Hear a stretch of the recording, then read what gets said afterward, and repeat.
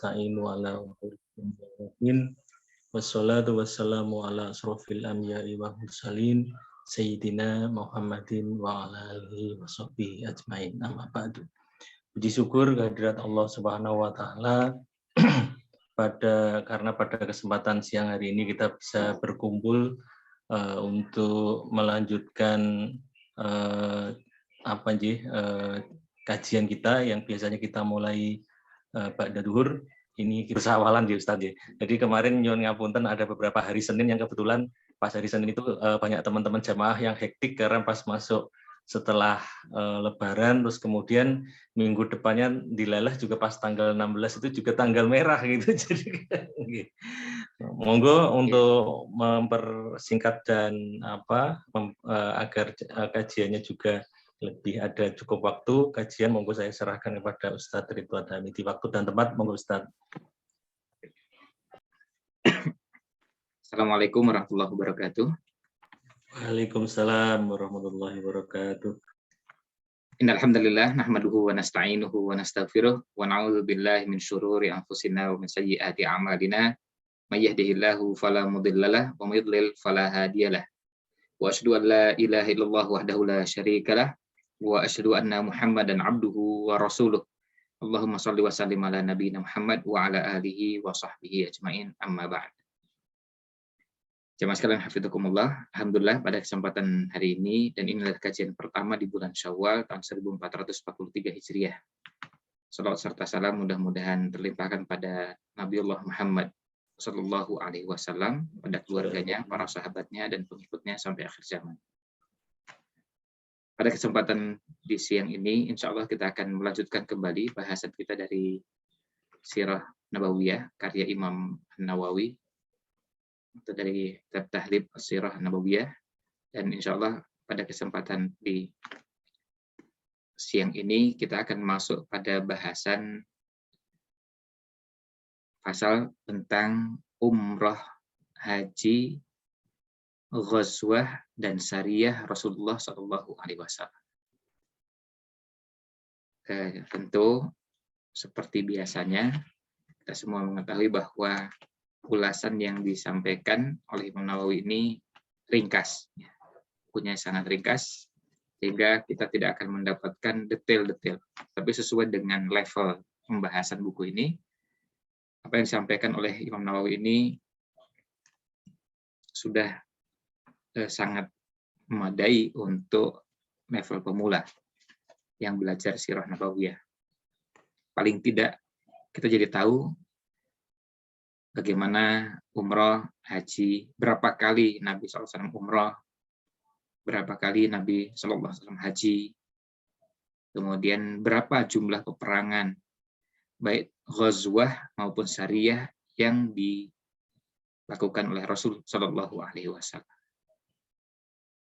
Dari judulnya kita bisa lihat di sini, umaruhu wa hajjatuhu wa ghazawatuhu wa sarayahu sallallahu alaihi wasallam. Umrohnya, hajinya, ghazwahnya, peperangannya, dan sariyahnya. Nah, umroh sudah jelas yang kita kenal bersama, kemudian haji. Kalau ghazwah itu peperangan yang dihadiri langsung oleh Rasul Shallallahu Alaihi Wasallam. Sementara saraya, jamak dari sariyah, adalah peperangan yang tidak dihadiri oleh Rasul Shallallahu Alaihi Wasallam. Jadi misalnya beliau mengutus sahabat fulan sebagai pimpinan pasukan bersama rombongan, bersama pasukan yang lain untuk perang ke wilayah tertentu. Nah, itu namanya sariyah. Kalau ghazwah, beliau turut hadir. Nanti contoh-contohnya tentu akan kita dapati di bawah, tetapi sekali lagi ulasan yang ada di buku ini tidak lengkap menyebutkan semua detail-detailnya. Sesuai dengan level buku ini untuk pemula sedikit memberikan pengantar agar kita punya gambaran secara umum tentang 4 hal ini. Jadi dalam pasal ini atau dalam sub bahasan ini kita dapati ada 4 bahasan: umroh, haji, ghazwah dan sariyah. Saya ulang lagi, ghazwah adalah peperangan yang dihadiri oleh Rasul Shallallahu Alaihi Wasallam, sementara sariyah tidak dihadiri oleh Rasul Shallallahu Alaihi Wasallam.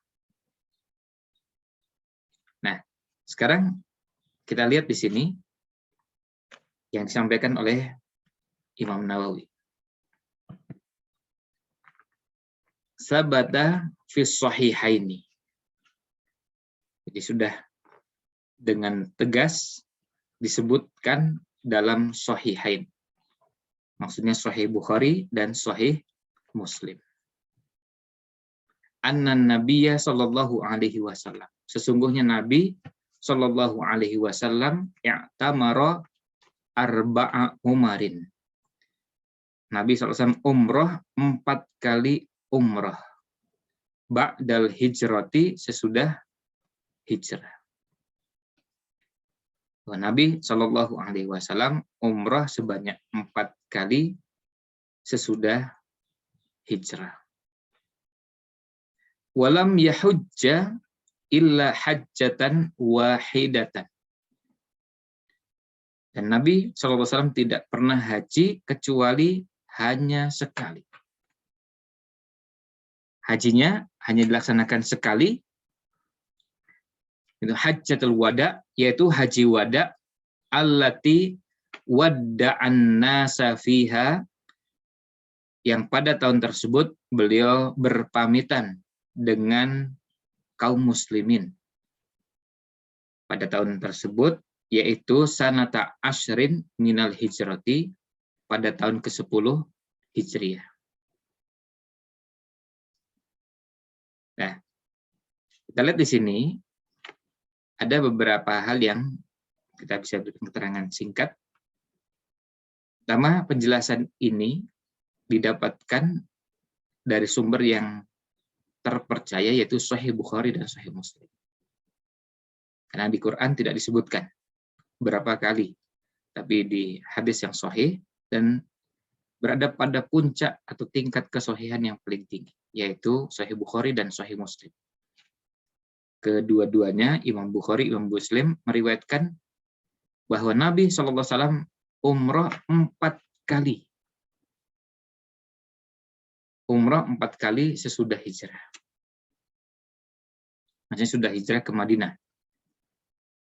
Artinya, sebelumnya kan beliau tinggal di Mekah, dan kita kenal ada periode Mekah, periode Madinah. Nabi SAW tinggal di Mekah selama 13 tahun setelah diangkat menjadi Nabi dan Rasul. Setelah itu beliau hijrah ke Madinah dan tinggal di Madinah selama 10 tahun. Nah, dalam waktu 10 tahun ini beliau umroh 4 kali. Nah, ini setelah hijrahnya Nabi SAW. Di sini ada catatan kaki di nomor 98. Kita lihat keterangannya di sini. Keterangannya menyebutkan di Sahih Bukhari hadisnya di nomor berapa saja, dan di Sahih Muslim di nomor berapa, ditambah lagi di kitab hadis yang lain, Sunan Abi Daud, Sunan Tirmidzi, lalu diberi keterangan. 4 kali itu kapan saja waktunya. Ketika kita menyebut bahwa Nabi SAW umrah 4 kali, kapan waktu pelaksanaan umrah tersebut? Nah, penjelasannya hunna salasun fi dzil qa'dah. 3 kali di bulan Dzulqa'dah. Kira ada 4. 4 itu 3 di bulan Dzulqa'dah dan 1 di bulan Dzulhijjah. Nah, kita lihat di sini Nabi Shallallahu Alaihi Wasallam umroh di bulan Dzulqa'dah itu umroh apa saja? Yang pertama, umrotul Hudaybiyah. Umroh setelah beliau melakukan perjanjian Hudaybiyah. Perjanjian Hudaybiyah itu perjanjian antara kaum muslimin dengan orang-orang musyrikin di Makkah. Pada tahun perjanjian tersebut, mereka minta kepada Nabi SAW dengan beberapa permintaan. Dan sepintas permintaan tersebut bagi sebagian sahabat dianggap merugikan. Sehingga ada sebagian yang merasa keberatan. Tapi ternyata Nabi SAW yang memutuskan hal tersebut dengan bimbingan wahyu. Akhirnya para sahabat bisa memahami dan ternyata banyak hikmah yang terkandung di keputusan tersebut. Nah, singkatnya setelah perjanjian, kemudian Nabi SAW baru bisa melaksanakan umroh dengan lebih leluasa pada tahun berikutnya dan tahun berikutnya karena sudah ada perjanjian damai. Tidak akan ada saling menyerang. Yang kedua, wa umratul qadiyah. Dan umroh, Nabi SAW mengqadha umroh yang akan dilaksanakan tapi tidak bisa terlaksana. Dan yang ketiga, wa umratun minal ji'ranah, dan umroh dari ji'ranah ba'da qasami ghanaimi Hunain. Setelah membagi harta rampasan perang Hunain. Jadi Nabi SAW pada tahun Hudaybiyah berangkat dari Mekah ke Madinah, berangkat dari Madinah ke Mekah, kemudian sebelum sampai ke dalam kota Mekah, mereka keberatan. Dan mereka akhirnya kemudian tidak mengizinkan, tapi Nabi SAW sudah berihram dan sudah mulai masuk ke dalam rangkaian ibadah umrohnya. Tapi mereka tidak mengizinkan. Pada tahun berikutnya diizinkan, dan kemudian kaum muslimin, tentu Rasul SAW yang juga melaksanakan umroh pada tahun berikutnya, melaksanakan ibadah tersebut sebagai bentuk mengqadha umroh yang sebelumnya tidak bisa terlaksana. Dan yang ketiga, umroh dari Ji'ranah. Karena setelah perang Hunain, kemudian Nabi SAW umroh dan miqatnya dari Ji'ranah.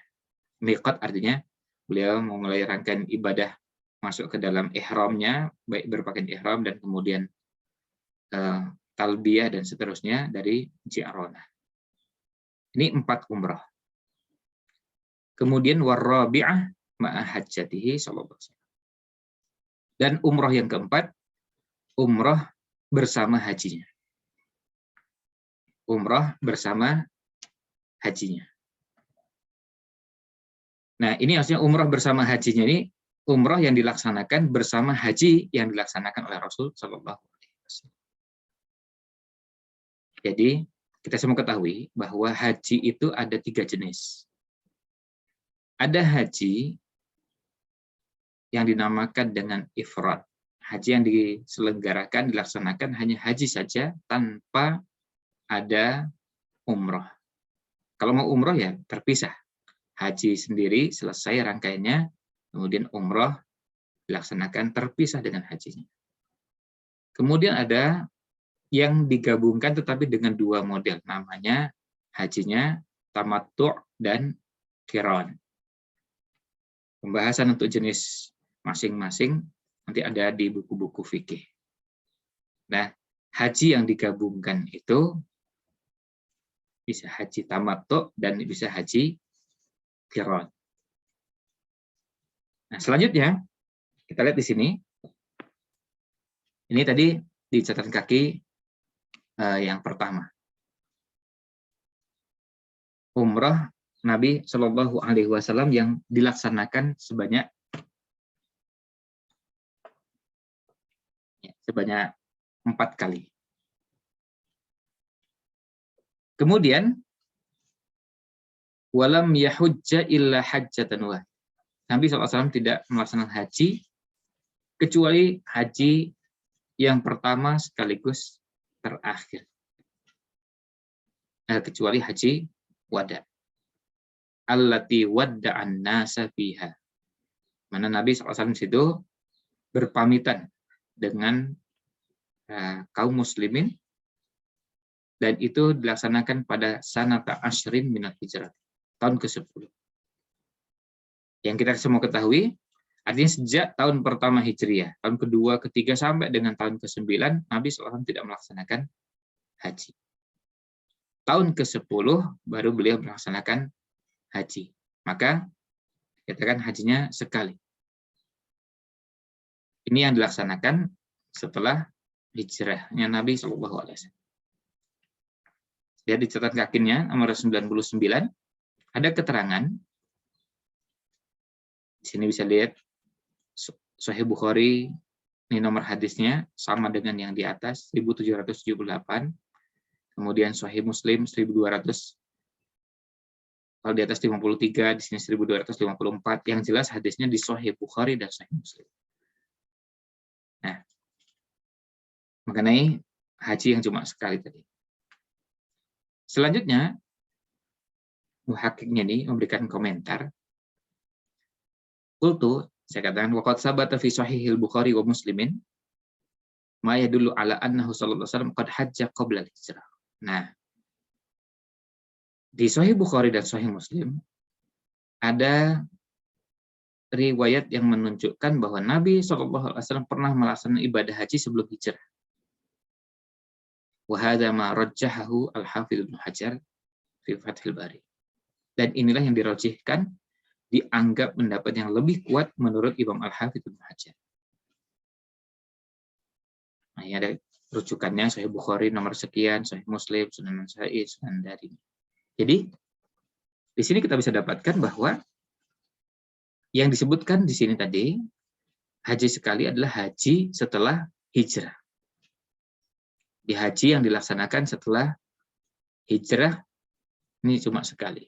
Umroh yang dilaksanakan setelah hijrah juga 4 kali. Ini berarti sudah 2 bahasan, umroh dan hajinya. Umrohnya 4 kali, hajinya 1 kali. Sekarang kita pindah ke ghazawat dan saraya. Ghazawat tadi kita sampaikan, ghazawat adalah peperangan yang dihadiri Rasul Shallallahu Alaihi Wasallam, sementara saraya peperangan yang tidak dihadiri oleh Rasul Shallallahu Alaihi Wasallam. Kita lihat di sini. Wa ghaza bi nafsihi Shallallahu Alaihi Wasallam 25 ghazwatan. Wa hadha huwal masyhur.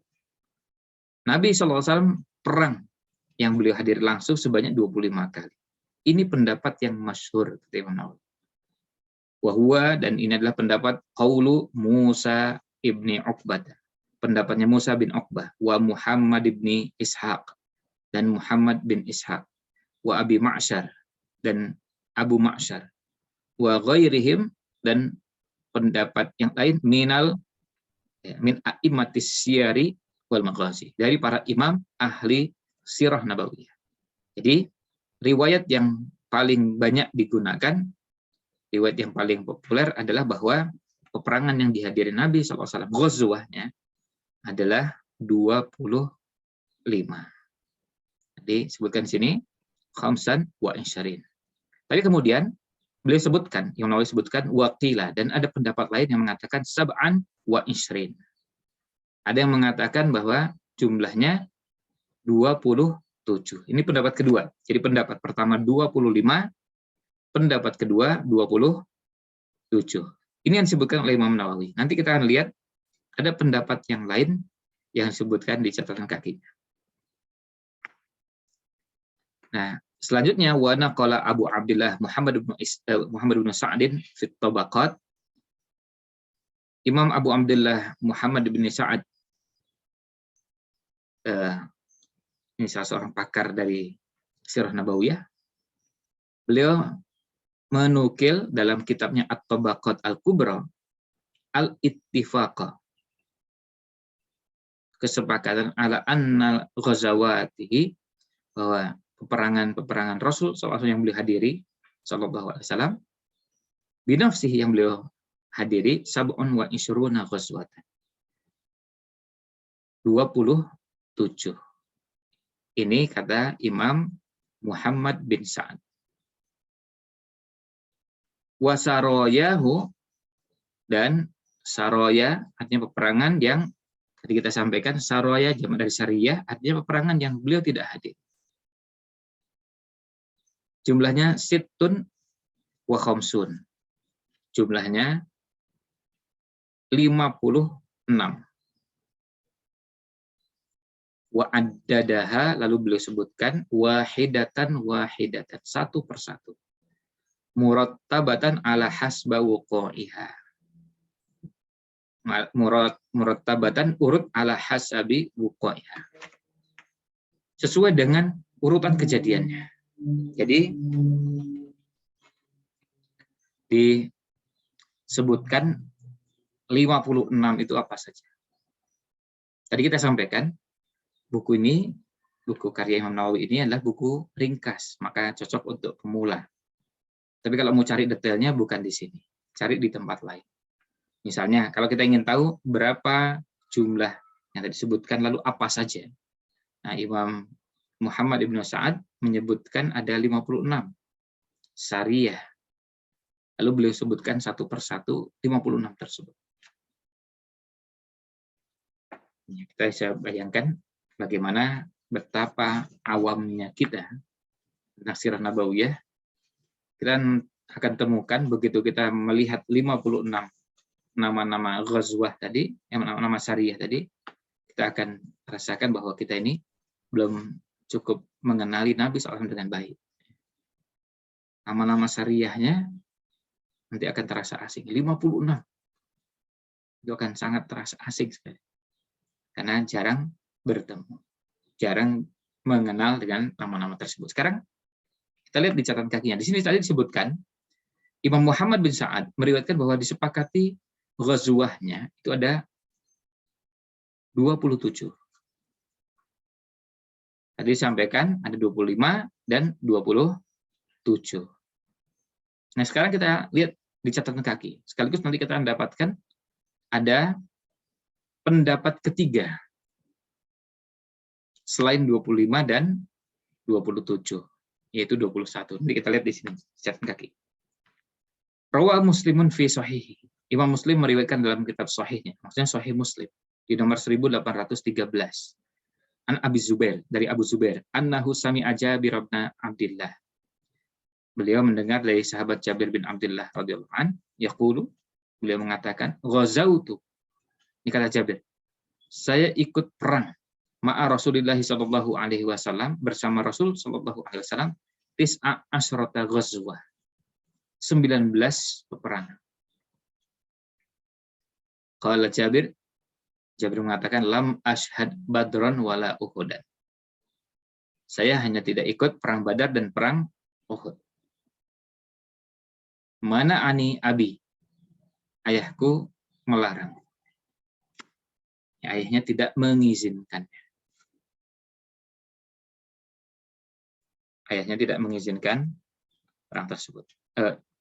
Tidak mengizinkan Jabir bin Abdullah ikut dalam peperangan Badar dan Uhud. Kita semua ketahui beberapa sahabat tidak diizinkan karena masih terlalu muda. Karena usianya dianggap belum cukup, belum mencapai usia baligh. Nah, kemudian falamma qutila Abdullah yauma Uhudin, ketika Abdullah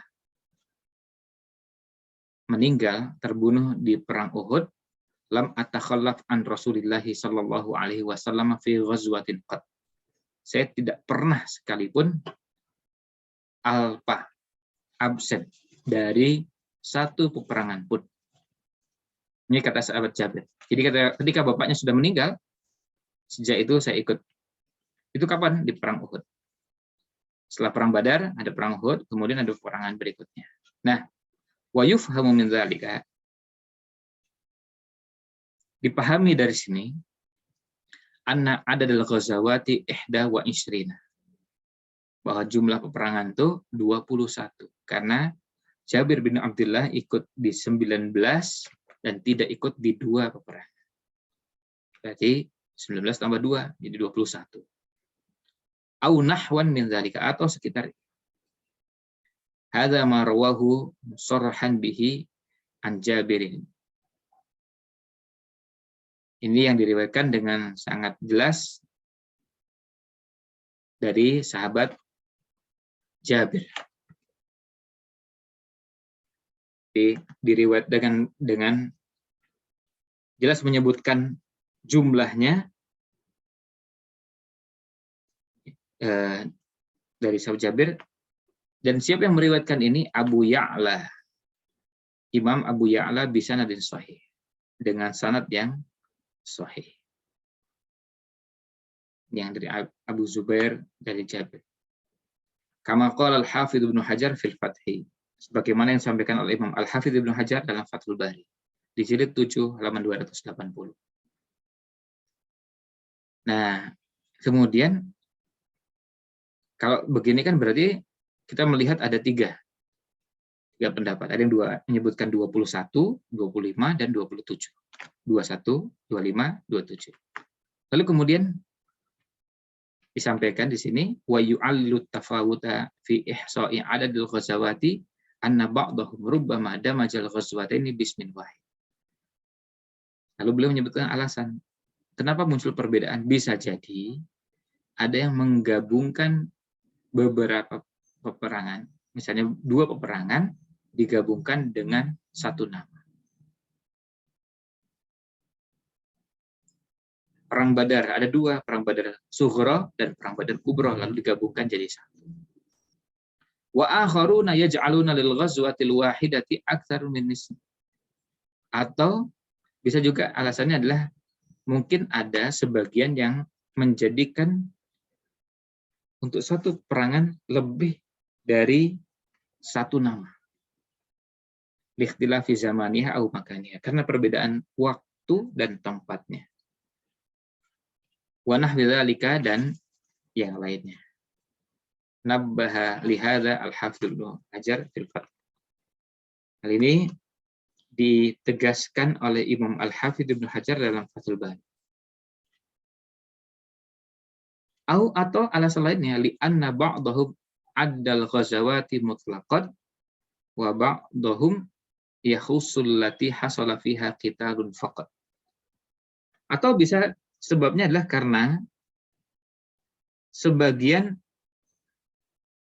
menyebutkan peperangan secara umum. Pokoknya ada pasukan berangkat, nah dinamakan perang ghazwah. Sementara yang lain tidak seperti itu. Yang lain menghitungnya begini. Kalau benar-benar ada peperangan, nah baru dinamakan ghazwah. Kalau tidak ada, maka tidak dinamakan dengan ghazwah. Nah, ada yang menghitungnya seperti itu. Ada yang menghitungnya, kalau tidak terjadi peperangan, maka tidak dinamakan ghazwah. Meskipun bawa pasukan. Misalnya bawa pasukan, terus mereka menyatakan nyerah. Apakah dinamakan perang? Sebagian, ya ini perang. Udah bawa pasukan, bawa senjata. Ada yang mengatakan tidak. Nah, itu perbedaan cara menghitung. Kan bisa ketika bawa pasukan dan kemudian ternyata mereka menyerah. Ya kalau ibarat pertandingan tuh ya seperti menang WO. Menang WO tuh masuk pertandingan nggak? Ya dihitung pertandingan. Bagi sebagian iya. Tapi yang lain mengatakan enggak kok, enggak tanding. Nah, mereka sudah nyatakan kalah, mengundurkan diri, ya sudah berarti menang. Nah, ini bisa menjadi sebab perbedaan dalam itu. Jadi, dari sini kita bisa lihat bahwa jumlah peperangan yang dinamakan ghazwah yang dihadiri Rasul SAW ada 3 pendapat, 21, 25, dan 27. Selanjutnya, kita lihat paragraf berikutnya. Qalu, mereka mengatakan walam yuqatil illa fi tis'in. Dan Nabi SAW tidak, ini walam yuqatil maksudnya Nabi SAW ya, tidak melakukan kontak senjata sampai membunuh. Illa fi tis'in, kecuali pada 9 peperangan. Dari 20 sekian tadi, 21, 25, 27. Karena bisa pada perang seperti itu sahabat-sahabat sudah maju dan Nabi SAW sendiri tidak sampai atau belum sampai membunuh. Kecuali dalam 9 peperangan. Badr wa Uhud, ya, ini perang Badar, perang Uhud, wal Khandaq, perang Khandaq, lalu wa Bani Quraidah, perang Bani Quraidah, wa Banil Mustalik, ya, Bani Quraidah Yahudi, wa Banil Mustalik, dan ketika menaklukkan Bani Mustalik ini juga Yahudi, wa Khaybar, dan perang Khaybar ini juga Yahudi, wa Fathu Makkah, wa Hunain, perang Hunain, wa Taif, perang Taif. Wahada ini ala qauli, kalau mengacu pada pendapat manqala yang mengatakan futihat Makkatu anwatan, Mekah ditaklukkan dengan peperangan, dengan menggunakan kekuatan. Qila, ada yang mengatakan, ini ada pendapat lain, yang mengatakan beliau juga qatala, beliau mengangkat senjata di Wadil Qura, pada perang di Wadil Qura, wa fil Ghabah, dan di perang yang lokasinya di Ghabah, wa Bani Nadhir, dan ketika berhadapan dengan orang Yahudi Bani Nadhir. Wallahu a'lam. Nah, di sini kita lihat ada keterangan dari Syekhul Islam Ibnu Taimiyah.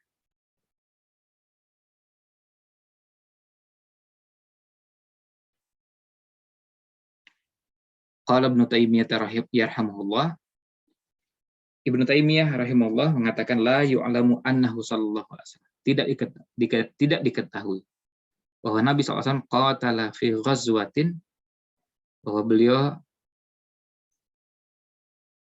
mengangkat senjatanya lalu menggunakan senjatanya sampai membunuh dalam sebuah peperangan, illa fi Uhud, kecuali di perang Uhud. Walam yuqtal ahad illa Ubay bin Khalaf fiha, dan tidak ada seorang pun yang terbunuh di situ kecuali Ubay bin Khalaf dalam perang Uhud tersebut. Jadi tidak diketahui riwayat bahwa Nabi SAW bertempur di tengah pasukan kecuali dalam perang Uhud, dan beliau SAW tidak pernah, ya, walam yaktul, ya, dan beliau tidak pernah membunuh seorang pun kecuali Ubay bin Khalaf. Nah, kalimat seperti ini, fala yufhamu min qaulihim qatala fihi kada annahu binafsihi, tidak dipahami bahwa seperti disebutkan qatala di atas atau yang di halaman berikutnya, itu tidak dipahami bahwa beliau berperang dalam kondisi seperti ini, artinya berperang secara langsung kemudian mengangkat senjata lalu kemudian sampai membunuh. Kama fahimahu ba'du thalabati mimman la tila'a lahu ala ahwalihi alaihi salam. Sebagaimana kata Ibnu Taimiyah, sebagaimana yang dipahami oleh sebagian penuntut ilmu yang tidak menelaah dengan jeli, dengan cermat keadaan Rasul Shallallahu Alaihi Wasallam.